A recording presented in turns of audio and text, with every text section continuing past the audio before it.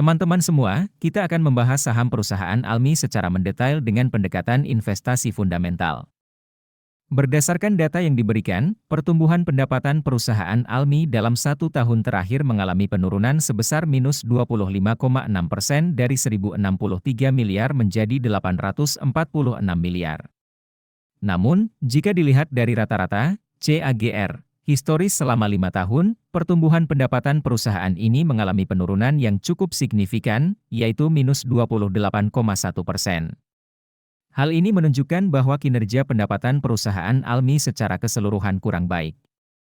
Dalam hal laba bersih, perusahaan Almi mengalami peningkatan sebesar 24,0% dari 119 miliar menjadi 156 miliar pada 1 tahun terakhir. Namun, jika ditinjau dari rata-rata, CAGR, historis selama 5 tahun, laba bersih perusahaan ini mengalami peningkatan yang cukup signifikan, yaitu sebesar 31,5%. Meskipun demikian, laba bersih perusahaan Almi masih dalam kondisi negatif, menunjukkan bahwa kinerja laba secara keseluruhan belum optimal.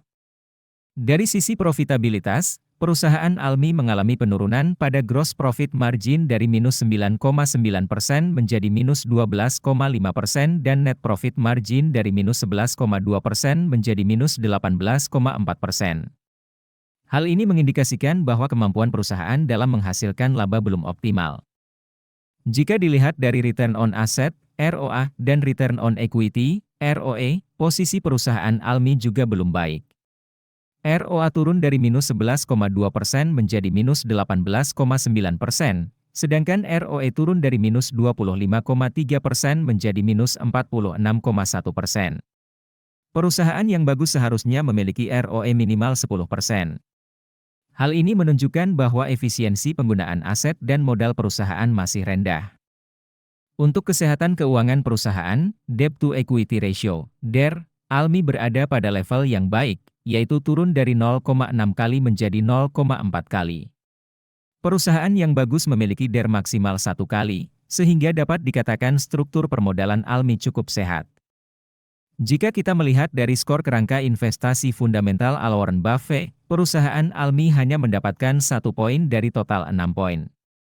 Ini menunjukkan bahwa perusahaan Almi belum memenuhi kriteria investasi yang ditetapkan oleh investor legendaris tersebut.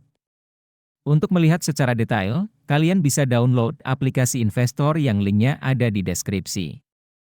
Nah, sekarang kita akan membahas bagian yang paling dinantikan, yaitu valuasi saham Almi. Valuasi adalah proses menentukan nilai wajar dari suatu saham berdasarkan berbagai faktor, seperti kinerja keuangan perusahaan, prospek pertumbuhan, dan kondisi pasar. Margin of safety adalah selisih antara nilai wajar saham dengan harga pasar saat ini. Semakin besar margin of safety, semakin aman posisi investor. Berdasarkan analisis nilai wajar menggunakan pendekatan price to book value, PB, nilai wajar saham Almi adalah Rp493 per saham.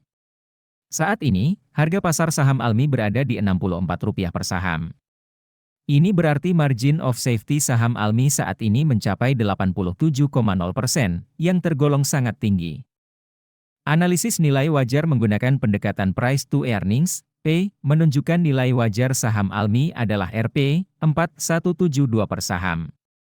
Dengan harga pasar saat ini Rp64 per saham, maka margin of safety saham Almi mencapai 101,5%, yang juga tergolong sangat tinggi. Teman-teman semua, analisis yang saya sampaikan di atas hanya sebagai referensi. Keputusan investasi tetap menjadi tanggung jawab masing-masing.